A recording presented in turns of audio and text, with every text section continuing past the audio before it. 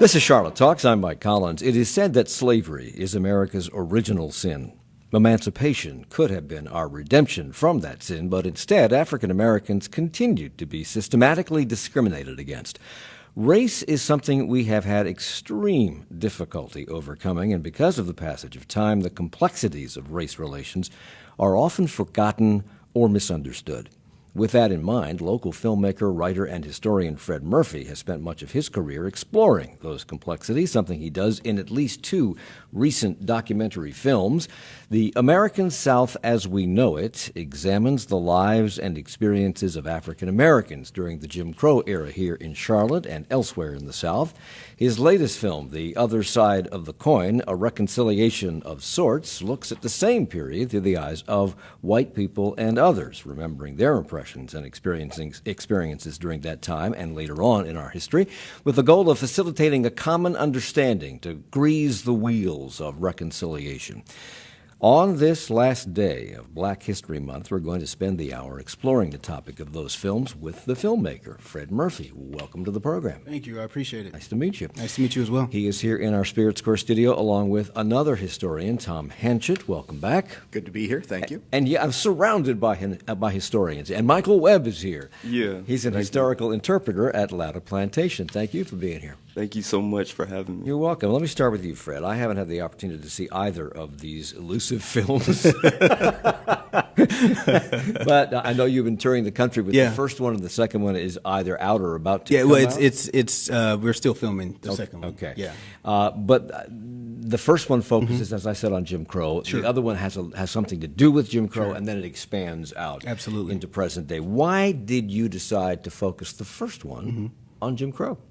As a kid, I was very intuitive with what was being said around the dinner table with my aunts and grandmothers and family reunions, hearing these things such as, remember when we could not do this or we could not do that, or we sharecropped 6 times in 1 year for this specific family, or remember the date in which we left to go up north, which was Illinois, which was, the Great Migration for African Americans out of the South, who were pretty much tired of the continued form of slavery with regards to sharecropping. So I would hear all these things, and I'm trying to figure out why. The why wasn't really given to me, as it's not given to a lot of young individuals. I think during that time, maybe it was to protect them, because we already paid. Yeah, it's hurtful. We paid the price, so you don't have to.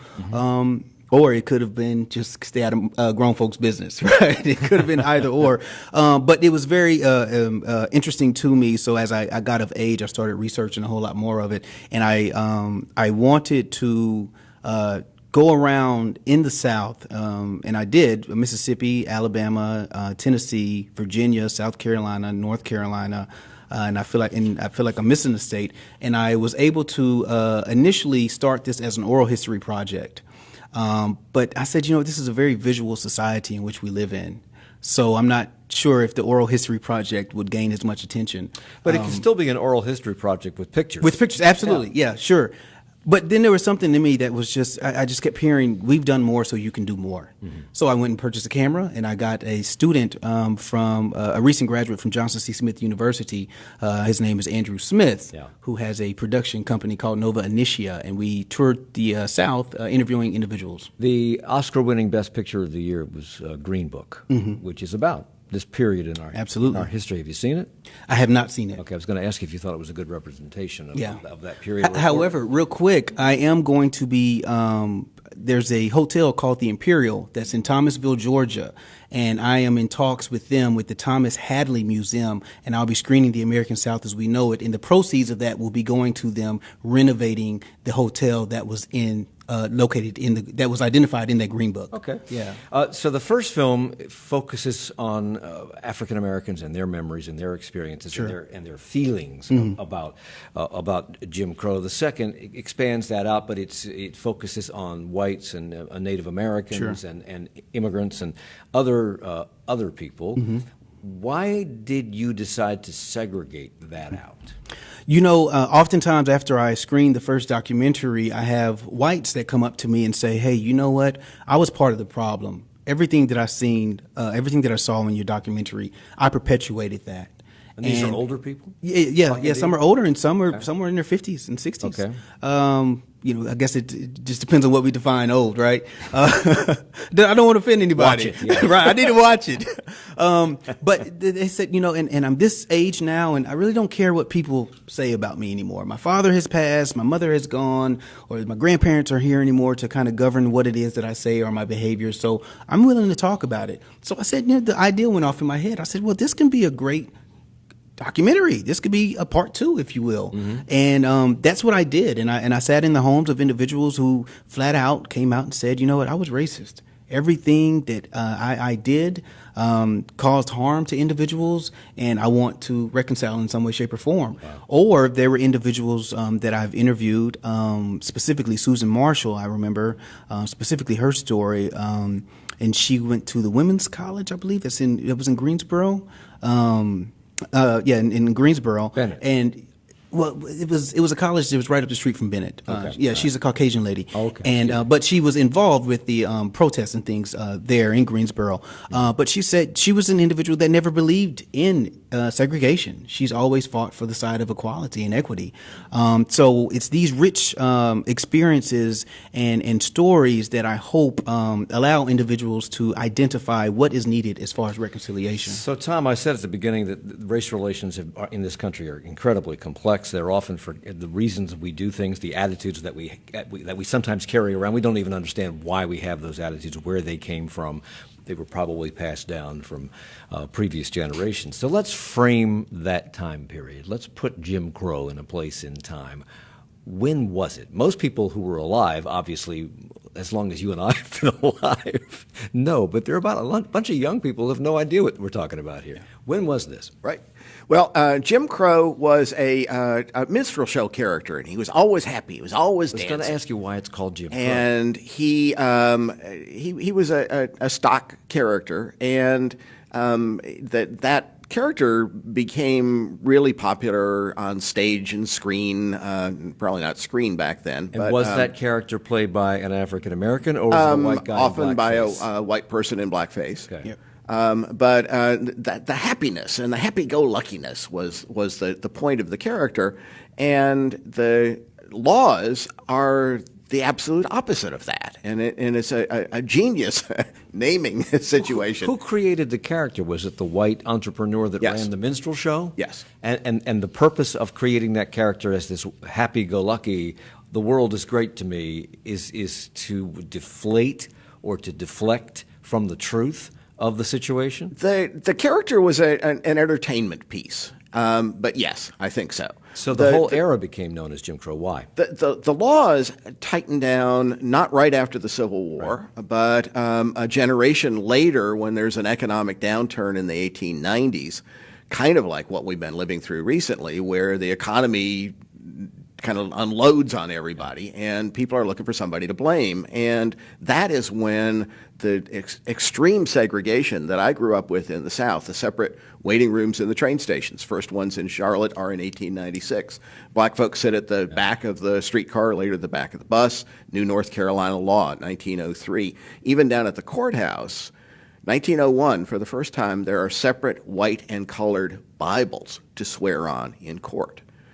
And that world of separation becomes geographical separation. It hadn't existed previously. There had been a tremendous intermingling, and the sense that there should be a black side of town and a white side of town really crystallizes in the first half of the 20th century.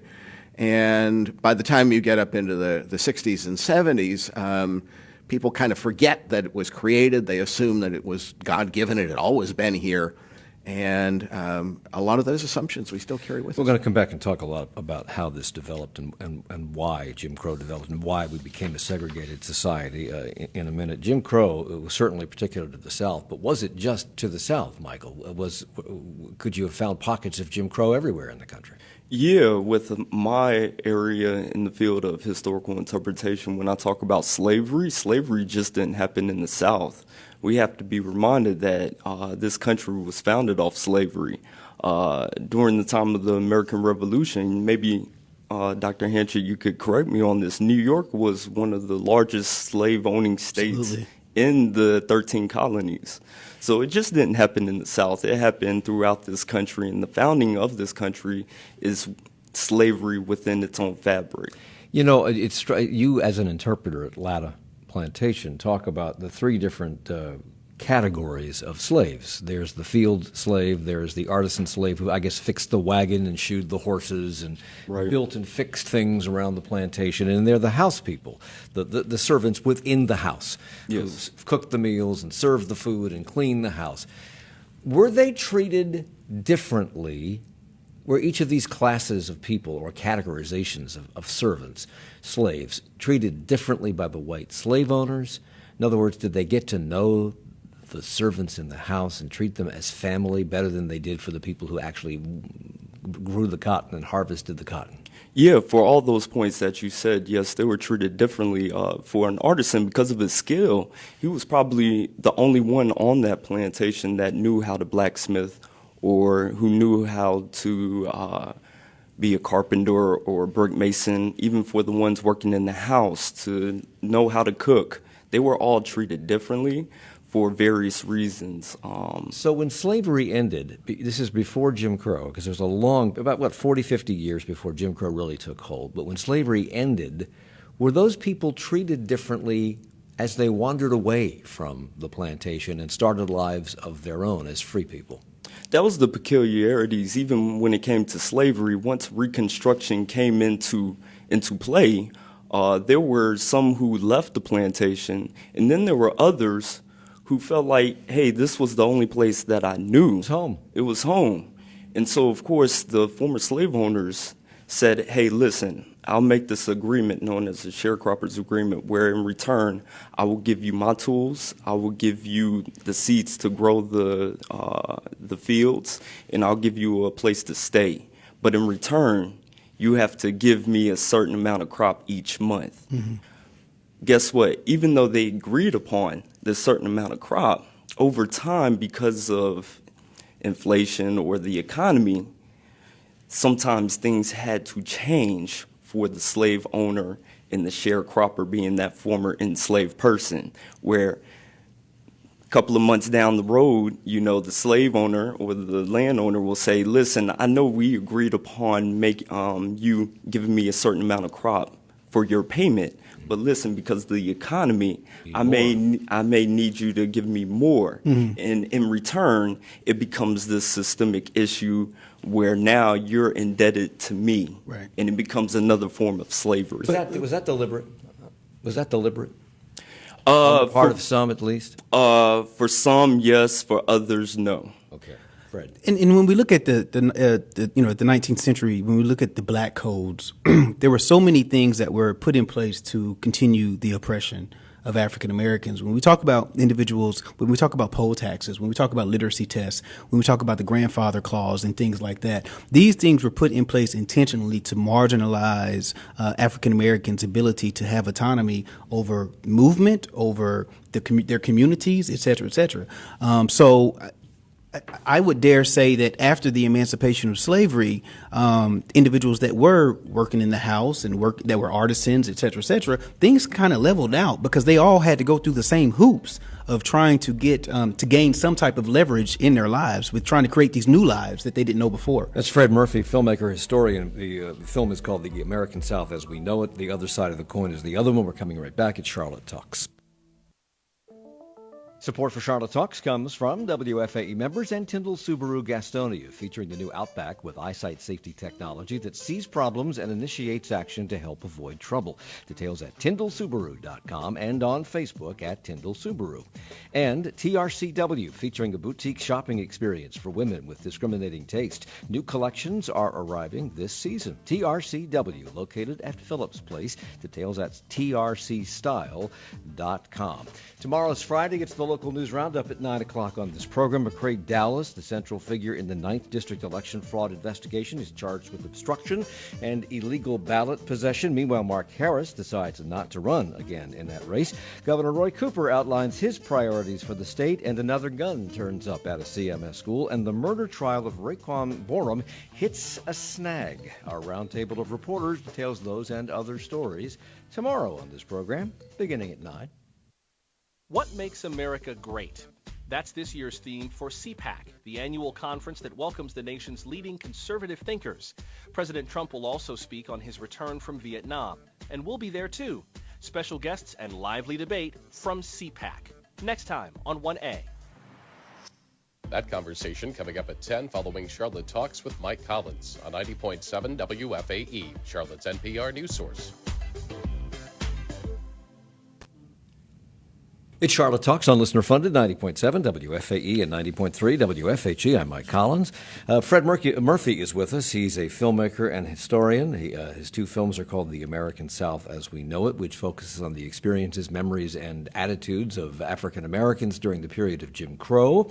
The Other Side of the Coin, A Reconciliation of Sorts, takes a look at white people, indigenous Americans, immigrants and others, talking about their racial experiences or their racial interactions, shall we say.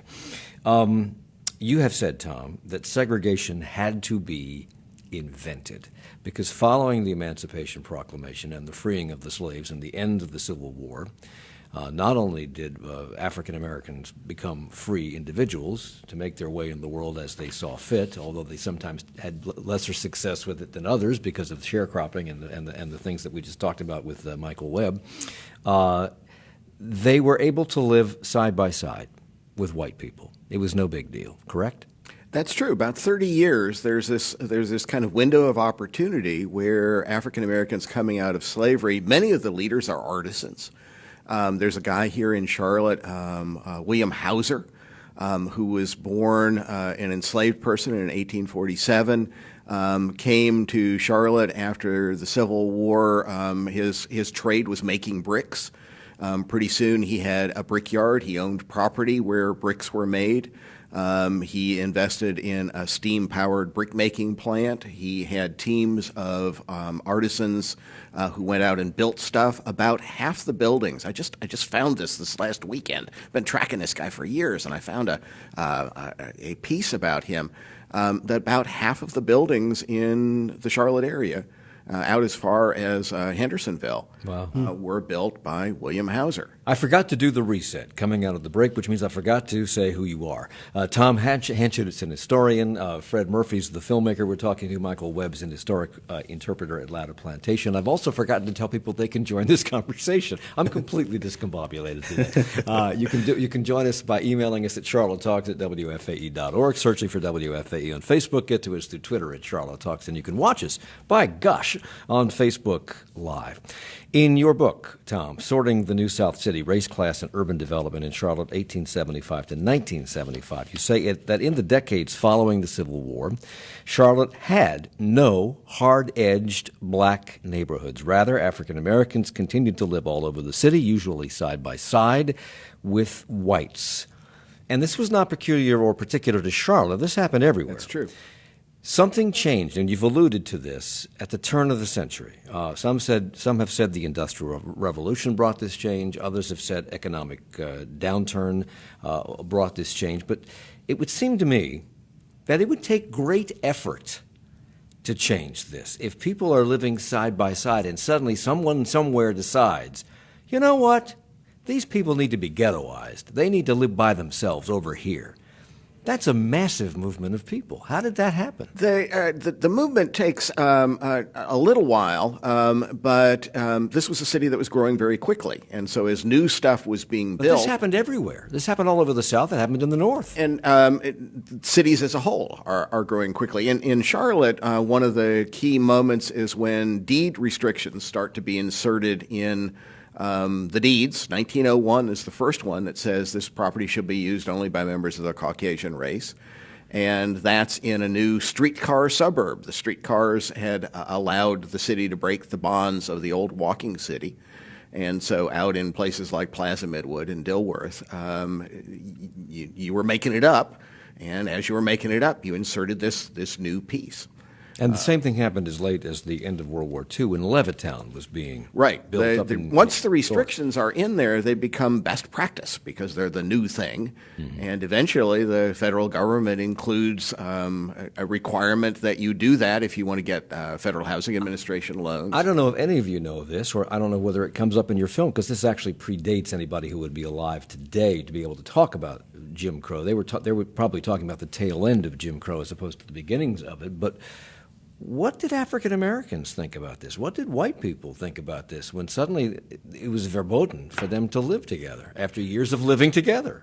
Well, when the streetcars were segregated in 1903, the black ministers in Charlotte created a streetcar boycott. Half a century before Rosa Parks and the Montgomery what was bus the boycott. reason given? I mean, how do you tell people suddenly you black people can't ride the streetcar, or black people have to use different water fountains, or black people can't eat in the restaurant, or black people can't use that bathroom? How do you tell them that? During the 1890s, there's this economic downturn. There's a depression, not like the little recession we've lived through. And it may just be me, but since the recession, has there been sort of has politics gotten uglier? Same thing happened back then. Well, and in an there was article, a sort of a drumbeat of blame. African Americans are the people who are to blame for our bad situation, and we need to protect sounds very ourselves. familiar. In an article in The Atlantic, they write, white elites, well, this may be, I may be jumping the gun on this, but white elites cast out of power and facing policies that threatened their economic hold on the state launched a campaign that they knew would drive black and white apart. They called it a campaign of white supremacy and sought to unite whites of all economic backgrounds in hatred of black people. Why did these so-called white elites feel suddenly threatened? Because in the early 1890s, when the Depression hit, the first reaction of Southerners was to band together black and white to change the power structure. Something called the fusion, coming together of black and white, not all white, not the economic leaders, but the great mass of there white was folks. a so-called fusion party or Right. readjuster party, is that right? That Right. in the 1890s, black Republicans and poor white people came together. Right. And they essentially ran for office, and they won. And they won. In large numbers. Yes. They defeated a lot of the power structure. You have to imagine, remember that back then, what's now the Republican Party, what's now the Democratic Party, what they Completely stand for flip-flopped. was flipped. Yeah. But there's a point in 1896 in North Carolina where the Republican Party, the fusion, has both houses of the state legislature and the governor's chair, and it really weirds out the men of property and standing. So as were call they, themselves. when they got this power, did they do things that legitimately frightened, that looking back on it would have had a legitimately, what am I trying to say? That they were doing things that could be pointed to as being disadvantageous to those who used to hold the power? Problem that hurt a lot of people was there was not a open credit market because it was hard to you didn't have an internet where you could play lenders off against each other back then. And so one of the things that the Fusion Party did was to have an interest rate cap that lenders could not charge more than 10% interest rate. Right. Well, if you're a lender, that's a problem. Yeah. You know, I think something else that's very important that we have to discuss here as well is that there were also African Americans that were fine having their small pockets of euphoria, if you will, and did not necessarily want integration. Integration was scary for them because if they were able to feel safeguarded in their own communities, and not have to step out into a world in which was very unknown, and that was due to the fact that you had lynchings that were happening there, you had outright discrimination that was happening. Some African Americans never really even wanted integration; they just wanted equity. Yeah. They were fine in their schools, they were fine in their neighborhoods, their grocery stores. They were fine. Would you say that was the majority or a small minority? I think that talking with more individuals now during these the different oral history projects and things like that that I've completed in the filming, I think that is a majority. Really? When they sit back and they really look at it, because look at what's happening with gentrification Now, and everything that's happening right now. If you flip that coin and you talk about white people who These are hard conversations. Oh, to have. absolutely. But you got to have. But if you flip that coin and you talk about white people who would like to see that, who would have liked to have seen that, who would like to have seen white people living by themselves, black people living over here by themselves, maybe even let black people have equity, have equal schools and equal access to home loans and things like that, then the white person becomes a racist when they say that. Yeah, absolutely. Yeah. It's a slippery slope. Yeah. It's a slippery slope. But African Americans were functioning out of fear. This was out of fear. When you wake up in the morning and you look in the newspaper and you see this person was hung, or this woman was raped, or this person was never seen again, or you see newspaper ads of individuals that were formerly enslaved saying, I've been enslaved for 20 years and I'm free now and I'm trying to find my son. This was their name, and they were sold by this person and that person and this person. This was well in the 30s, in the 1920s and 30s, where people were trying to. So they were functioning out of fear and was trying to create a safe haven for themselves. And that's why they did not necessarily want integration. So this fusion movement was successful politically, at least in North Carolina, in the legislature for a while, and they did maybe some things that legitimately frightened the white power structure, or threatened the white power structure. But the backlash was Jim Crow. The backlash was the worst of it was aimed at African Americans. Why? Because it wasn't just African Americans that were part of this fusion movement. It was poor white people. Why were they not part of it? One of the efforts was voter suppression. And the voter suppression included the poll tax and the grandfather clause, basically have to pay to vote. Right. And the other part was a so-called literacy test, which hurt a lot of people who were not very well-to-do. There had been very little public education back then. And those were sold as a way to keep African Americans away from the ballot box, but they actually hurt working-class white folks as well. Yep. And so the voter suppression, the changing of the political access, that happens in 1900, and it continues until the 1965 Voting Rights Act. And it is not just harmful to African Americans; it's harmful to working class whites. This is systemic and it is systematic. Two different things, I suppose. But the Democratic-controlled newspapers of that time came out against what was referred to as Negro rule. This was back in the 1890s, early 1900s. The Charlotte Observer of that day ran an editorial stating that, quote, the Anglo-Saxon must rule. I'm sure that was not an isolated editorial. I'm sure there were articles in every white-controlled, and they were all white-controlled newspapers of the day that talked about that. It sounds like hysteria. Was it, or was there at least was it couched in a patina of reasonableness? Or do you know? You may not know the answer to that. It sounds pretty hysterical to me when I get back into the, not hysterical funny, but panic, trying to incite panic. And another name for an economic downturn is a panic. And so the economic and the social and racial things are deeply intertwined. This fear of black people, African Americans, stems back to slavery. I mean, it definitely does. People in the South were outnumbered by their slaves, and it often fascinates me why the slaves just didn't slit their throats and be done with it. Well, because you outnumbered us. That was definitely the part, especially once Reconstruction came into being. They were fearful, and so they had to use tactics.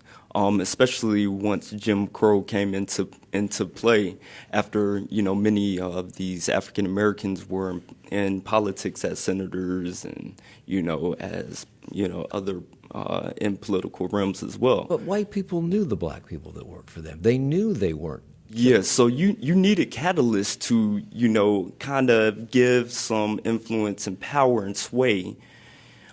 As far as what I mean by whites needed somebody in the community to dictate what went on in these African American communities. Once African Americans started losing power after Reconstruction, all the way up into the Jim Crow era, that's where you get these fears, because you want to keep them in control and in a certain position. And that gives rise to the rebirth of the Ku Klux Klan. Absolutely. James Comey, who was on this program yesterday, the former FBI director, made reference to the fact that in the early 20th century, I think 2/3 of the United States Congress were members of the Ku Klux Klan, for crying out loud. Sorry to interrupt, but real quick, during one of my oral history projects, I interviewed a gentleman named Carl Bubba Friedman, and he was a Jewish lawyer in Birmingham, Alabama. He was involved with getting some of the children out of jail with the Children's Crusade in Birmingham in '63.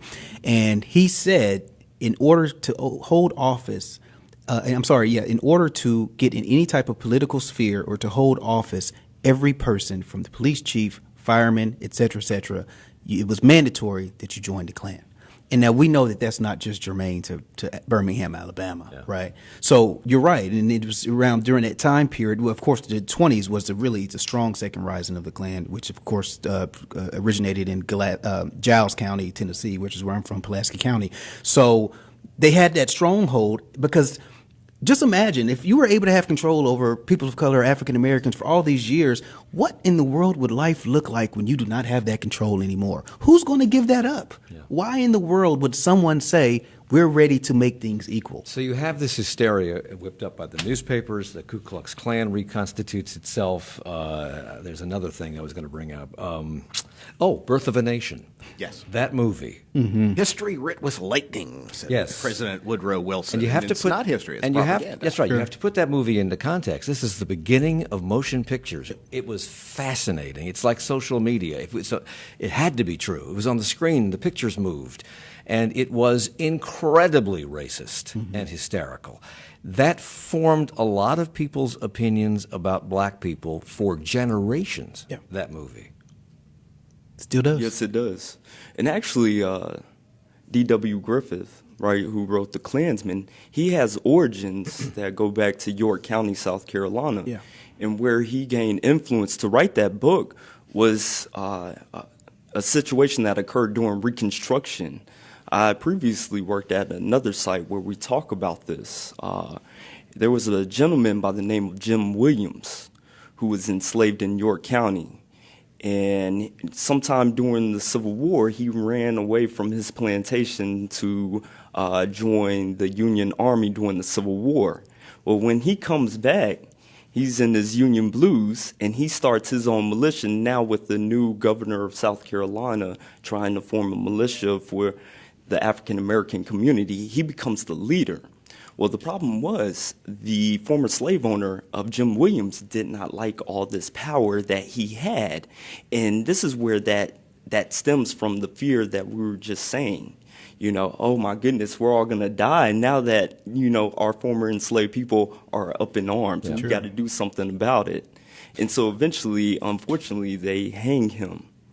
There are a lot of lessons to be learned here, and that can be applied to as you alluded to earlier, Tom, that can be applied to what is happening today with regard to the hysteria being whipped up about immigration and about the need for a wall and things like that. A lot of what is being said is, well, yes, we do have an immigration problem, but a lot of what is being said is simply not true. It's hysterical. Mm-hmm. You're not going to comment on that. Okay. I'm a historian. I do the past. But one of the reasons that I do the past is because it helps us understand where we are. That's my point. This is not the first time my point. that some of now these... stop talking because we have to go to a break. Tom Hanchett, Fred Murphy, and Michael Weber here. We're going to come back and we're going to talk about experiences during Jim Crow and the move toward reconciliation and how we do it. It's Charlotte Talks. Support for Charlotte Talks comes from WFAE members and Blumenthal Performing Arts, presenting trumpeter and composer Chris Botti, who for more than 2 decades has performed with Sting, Paul Simon, and Tony Bennett. March 7th at Belk Theater. Tickets at 704-372-1000. And Lowe's Home Improvement, headquartered right here in the greater Charlotte area and sponsoring series like Finding Home, which examines the Charlotte area's affordable housing crisis and solutions. More at Lowe's.com. CPAC, the Conservative Political Action Conference, is getting underway. This year's theme is What Makes America Great. With the GOP in control of the White House and the Senate, What do conservatives see in their future? They'll be talking about that on 1A in 20 minutes with Joshua Johnson, with some of the movers and shakers in conservative politics. That's coming up next.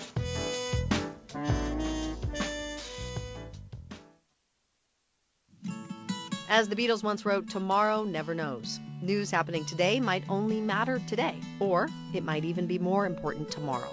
Take the long view with us. Listen to Morning Edition from NPR News. Listen for WFAE's Morning Edition weekdays from 5 to 9 on 90.7 WFAE at WFAE.org and with the WFAE app.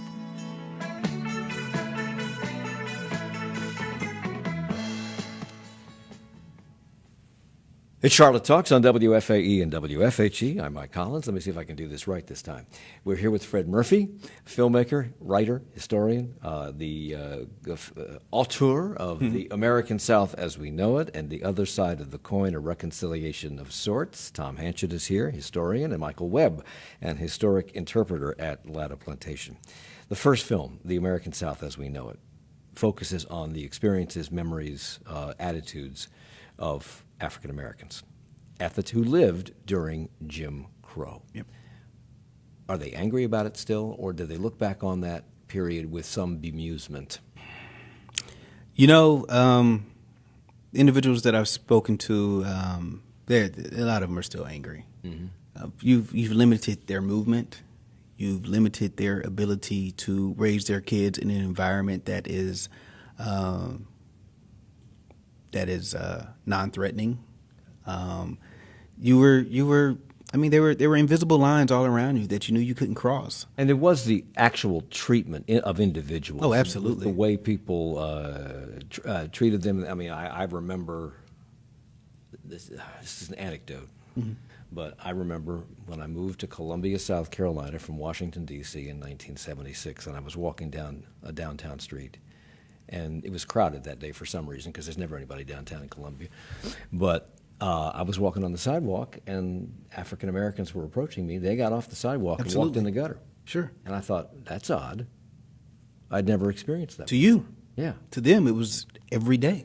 So there is that, but there are the things that you mentioned that we don't think much about, like redlining, where you couldn't get loans and the deed restrictions, that you couldn't buy a house.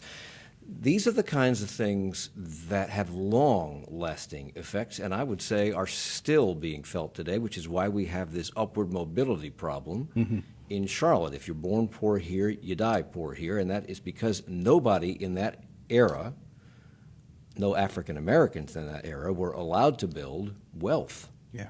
The way we are. We don't think of ourselves as wealthy necessarily, most white people, but you buy a house, you sell it for more than you paid for it. You buy the next house. You sell that for more than you pay for it. You're building wealth. Well, not only that, but when you look at buying a house now, these lots are already predetermined, right? I mean, you have your lot, in these communities, you have these large builders that come in, et cetera, et cetera. But when you're talking about the past, we're talking about land, and individuals built their homes, right? So in 1862 was the Land Act.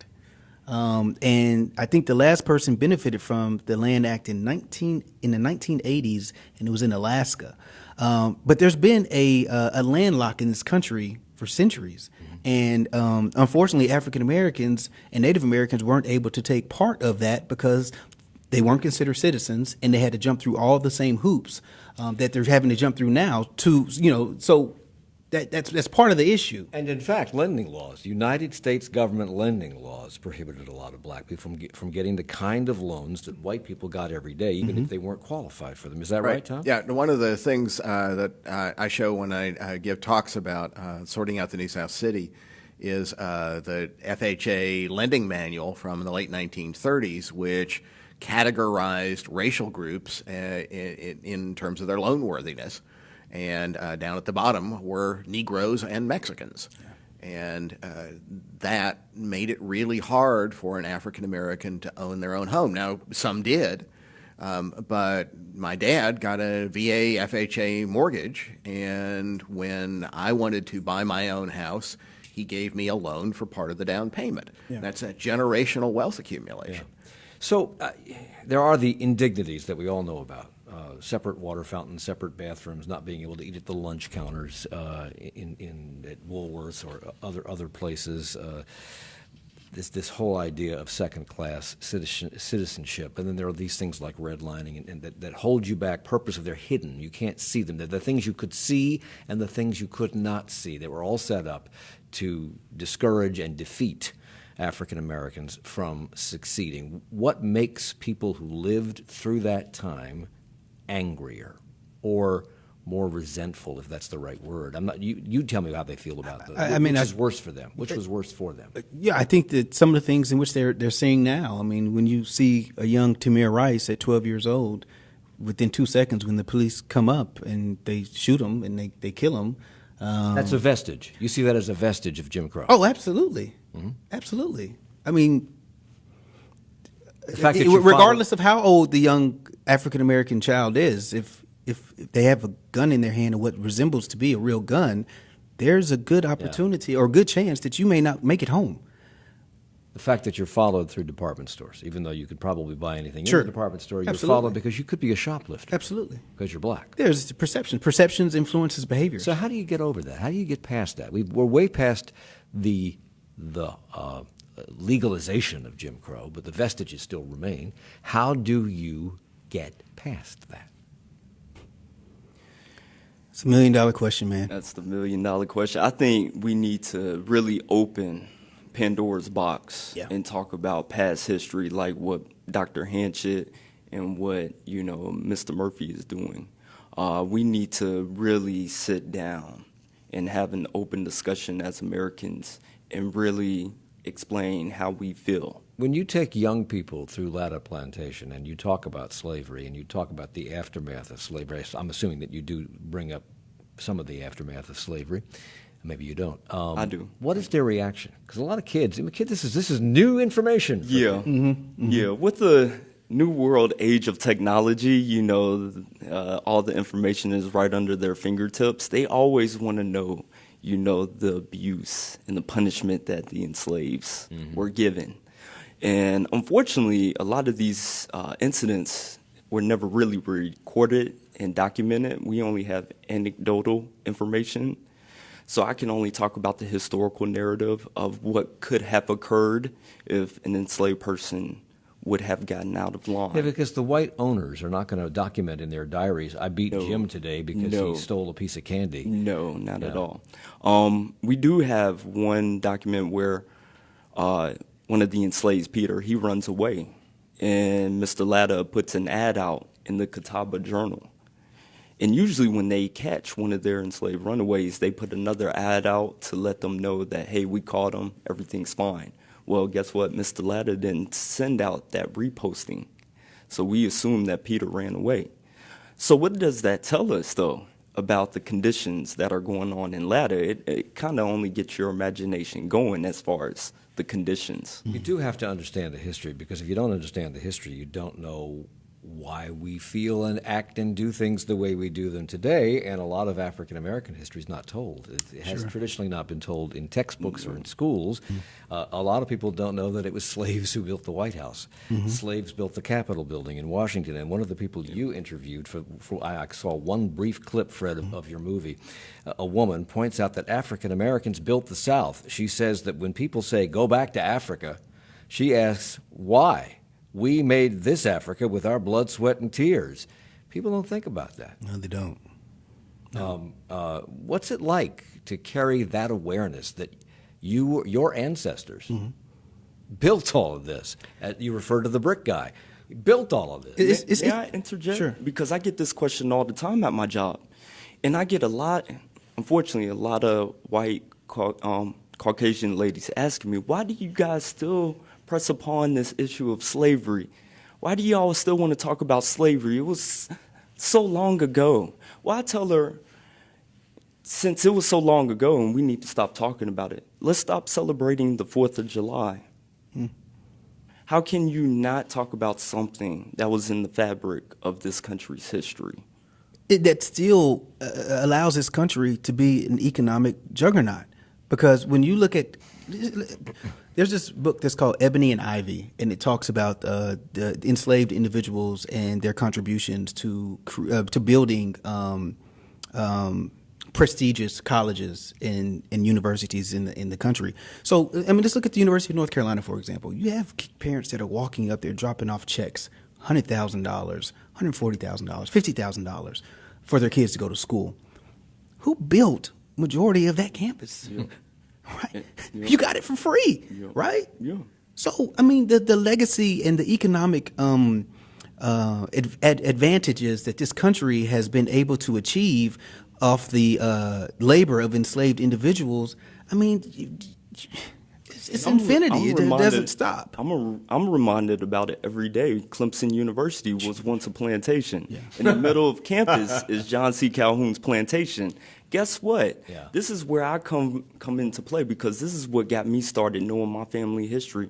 My father's enslaved ancestors once lived and worked there. Yeah. Where the football stadium is located now used to be the cotton field. Race Matters for Juvenile Justice. They've held racial equity workshops in the past. One's coming up next month in March.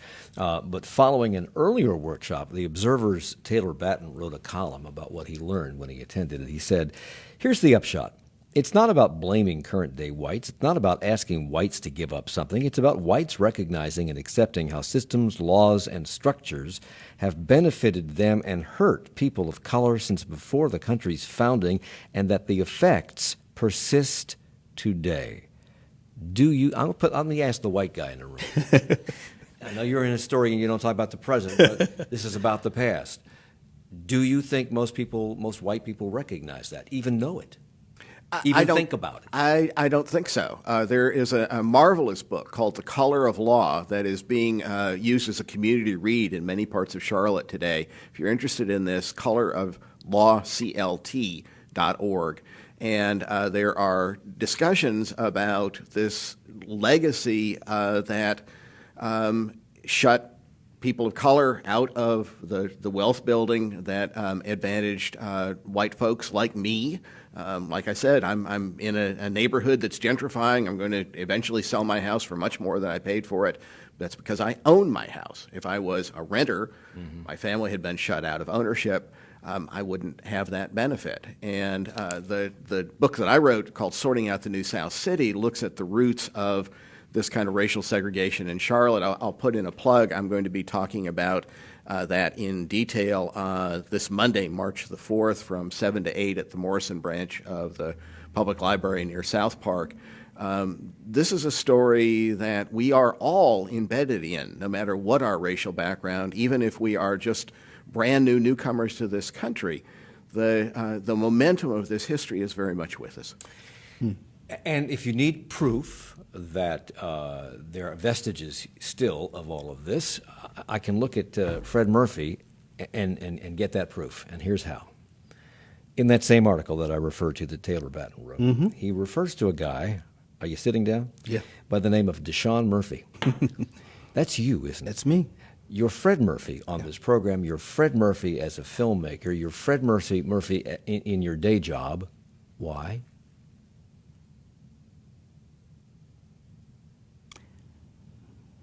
That's a tough question. I have an answer. I don't know if it's the accurate answer. I always know the answers to the question. Yeah, I met him there, and that was a long conversation, and we talked about how African Americans, we have to be chameleons, and we have to adjust.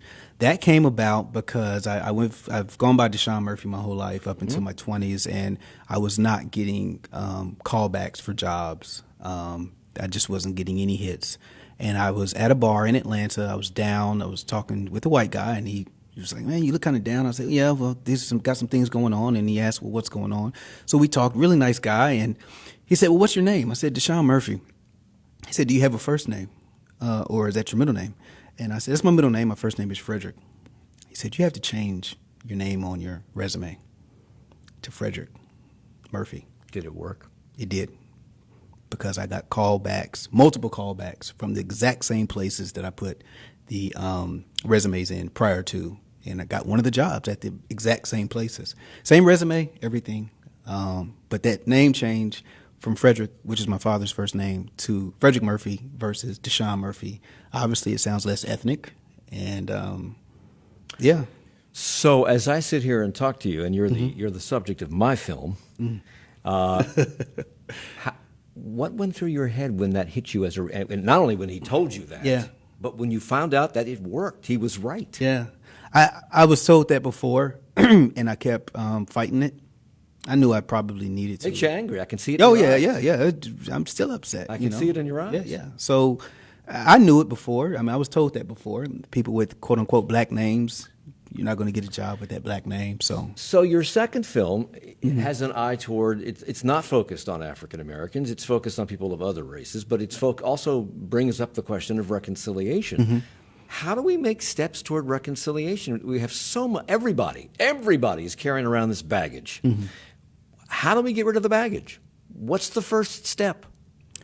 Well, with this documentary, when I'm going into Native American communities, and I am including African Americans as well as whites, I'm asking individuals directly, what is it that you need governments, local officials, and just this country to know as far as what do you need for reconciliation? Oftentimes, these specific entities feel like they know what's best for people that have been oppressed and marginalized. What would reconciliation look like? I think it's different for different people. Yeah, I would have to concur on that one. Definitely. And it would be different for every human being in the country. So that's a lot of difference. From the macro community, with regards to African Americans and perhaps natives, I can only speak for Africans, you're talking reparations. We do full-blown reparations. This country is bankrupt. Within seconds, it's done.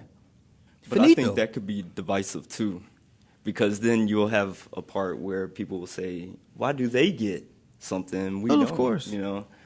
The complexities of being human beings. And these are the complexities that really kind of get us in a tizzy as far as trying to reconcile and try to figure out how to mend what has not been. Right. Awareness is part of it. Talking about it is part of it. Going to Atlanta Plantation and going to historic Rosedale, reading the books, finding about how we became us. Tom Hanchett, historian; Michael Webb, historic interpreter at Atlanta Plantation; Fred Murphy, filmmaker of The American South as We Know It and the Other Side of the Coin, a reconciliation of sorts.